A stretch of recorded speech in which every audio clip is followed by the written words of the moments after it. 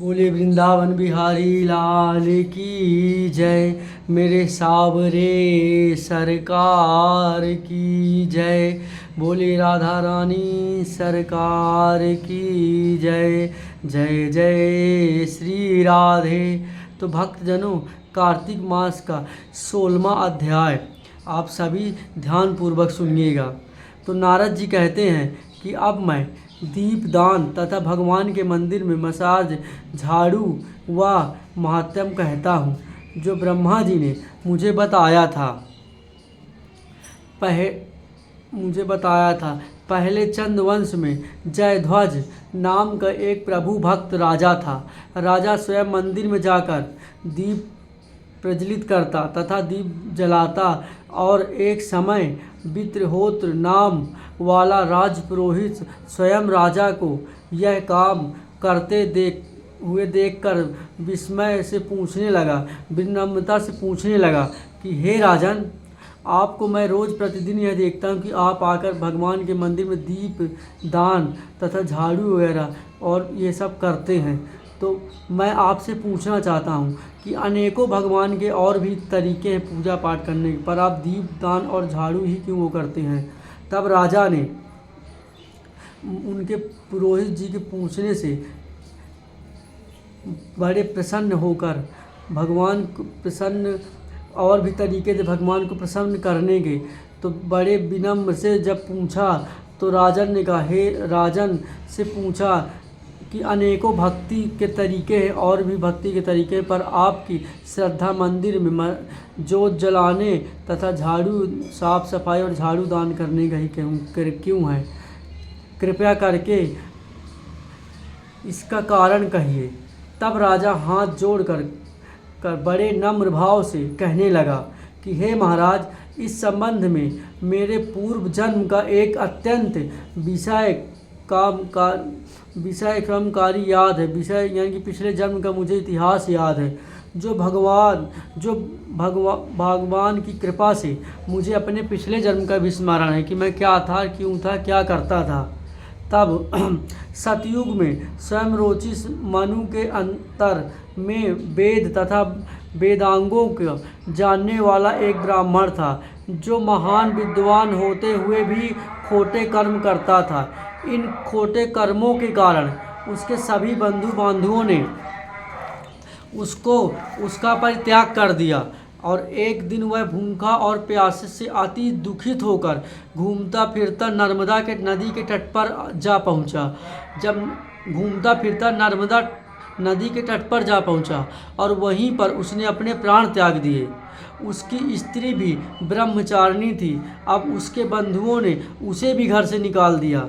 उसके गर्भ में दंडकेतु नाम वाला महापापी में उत्पात हुआ, परंतु स्त्री तथा पैसे के अभाव में मैंने गौ पशु तथा अनेक मनुष्यों की हत्याएं की। एक रात्रि किसी दूसरे की स्त्री से भोग करने की इच्छा से एक सूने मंदिर में गया। राजा बता रहे अपने पिछले जन्म का। वहां जाकर कपड़े से स्थान साफ किया, यानी कि मंदिर को कपड़े से साफ सफाई की और दीपक जला दिया। यह देखकर गांव वालों ने मंदिर में उजेला देखा, तो उन्हें लगा कि कोई चोर आ गया। उन्हें गांव वालों को लगा, जैसे उन्होंने मंदिर में जाके साफ सफाई करके बड़े दीपक भक्ति भाव से जलाई, पर गांव वालों को लगा, मंदिर में उजेला देखकर गांव वालों को लगा कि वहां कोई चोर आ गया। वहां पर मुझे चोर समझा अथवा डाकू समझकर लाठियों से इतना मारा सबने मिलके कि उसकी मृत्यु हो गई। देह से प्राण निकलते ही, जब राजा के देह से प्राण निकल गए, तो भगवान के दूत वहां आए और उन्होंने मुझको सुंदर विमान बिठाकर बैकुंठ को ले गए।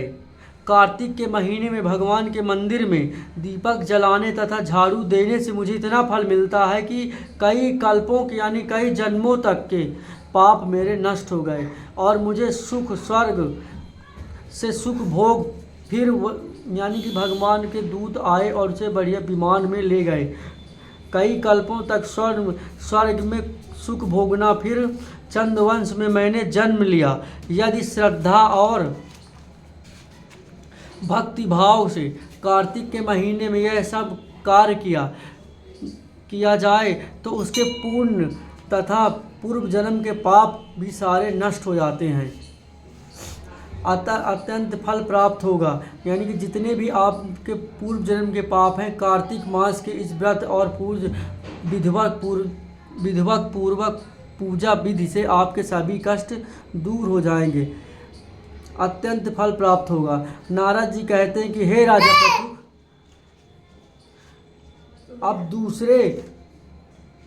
अब दूसरे के दीपक जलाने का महात्म्य सुनो। मनु के वंश में रैवत नामक राजा भद्रबुद्धि नाम वाला पुत्र था। फिर इसके यहाँ महापराक्रमी सुदर्शन नाम का पुत्र उत्पन्न हुआ। भद्रबुद्धि की राजधानी नर्मदा के तट के समीप महेंद्र पर्वत पर थी।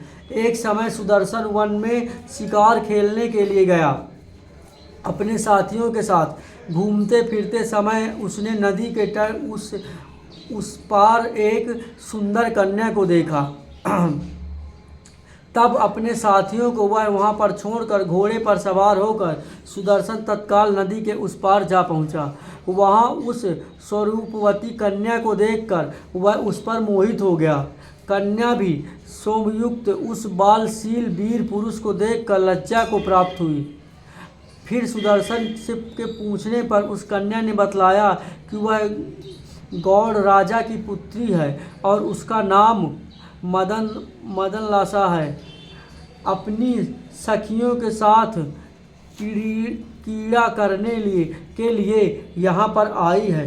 तब पश्चात उन दोनों ने गंधर्व रीति से वहीं पर अपना विवाह कर लिया और कुछ समय तक नर्मदा नदी के तट पर विहार करके पुनः अपने घर पर आकर आनंद पूर्वक रहने लगे। कुछ समय बाद राजा भद्रबुद्धि अपने पुत्र सुदर्शन को राज्य सौंप कर वन में चला गया। तब पश्चात सुदर्शन बड़ी राजनीति से राजा का काज चलाने लगा।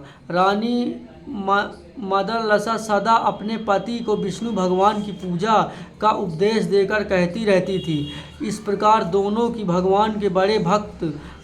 ही पति पत्नी भगवान विष्णु के बड़े भक्त थे। उन्होंने भगवान का स्वर्ण मंदिर बनवाया। दोनों ही उसमें भगवान की पूजन और दीपदान किया करते थे।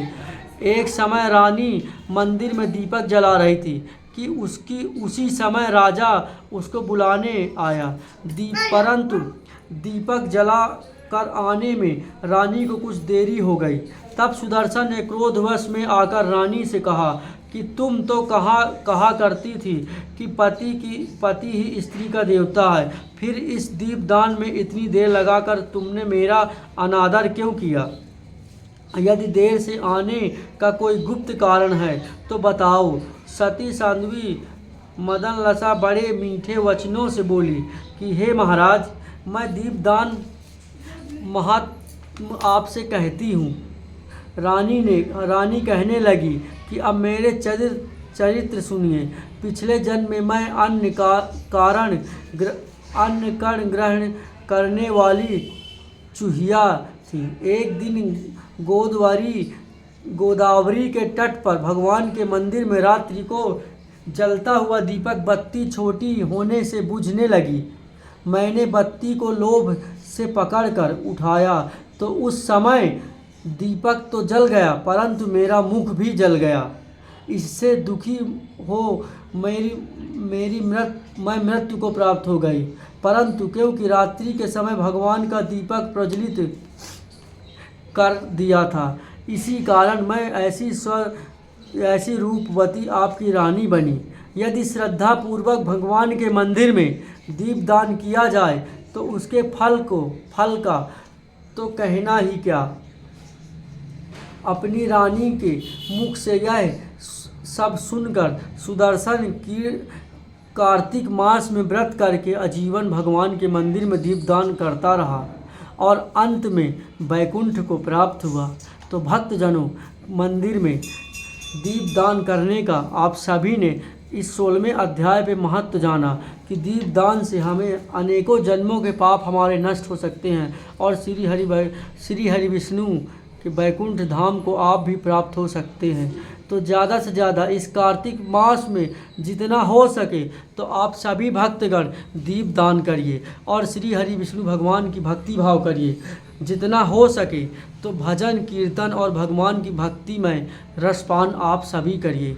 तो भक्तगणों, अगर आप सभी को यह 16वां अध्याय अच्छा लगे तो वीडियो को लाइक करें और ज़्यादा से ज़्यादा वीडियो को शेयर करें, ताकि हर भक्त इस कथा से को सुनकर अपने जीवन को श्री हरि विष्णु की शरण में और भक्तिमय अपना जीवन बनाए, ताकि अनेकों कष्टों से अपने जीवन का निवारण कर सके। तो बोले वृंदावन बिहारी लाल की जय। मेरे बाल गोपाल लड्डू महाराज की जय। मेरे मोर मुकुट वाले की जय। जय जय श्री राधे। तो भक्तगणों, आप सभी भक्तों का मैं पंडित गौर सिंह का अपने YouTube पर हार्दिक स्वागत अभिनंदन करता हूं और आप सभी से अनुरोध करता हूं कि यह वीडियो और यह कथा इस वीडियो के माध्यम से आप सभी सुने और कार्तिक मास के दीपदान का महत्व तो आप सभी जानें। तो और ज़्यादा इस वीडियो में आप सभी जुड़ें, ताकि भगवान के इस रसमय भक्ति की गरिमा आप सभी जान सकें और दीपदान का महत्व भी आप सभी जानिए। तो बोले वृंदावन बिहारी लाल की जय। जय जय श्री राधे।